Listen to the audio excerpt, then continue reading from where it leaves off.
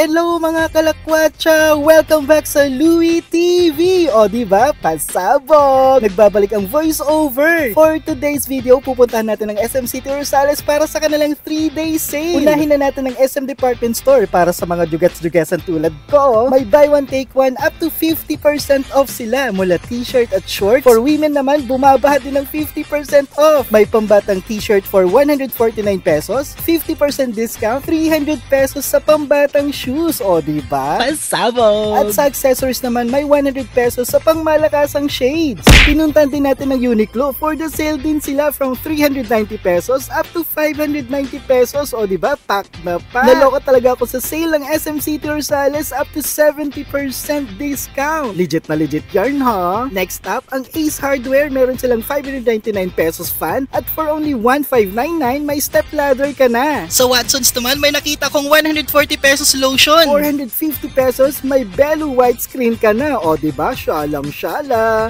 Abangan din sa 3-day sale ng SM City Rosales ang super sale ng SM Appliance Center at SM Hypermarket from 20 to 70% discount. Mga kalakwatsa, at after nyo nga mag-shopping, recommended ko sa inyo ang Kuya J. In-order namin dito ang kare-kare, lechon kawali, at gusto ko nga sa Kuya J, madaming kanin. Alam nyo yan, rice is life. Ganern! Trinay din namin ang bago na lang dessert, ang piyaya.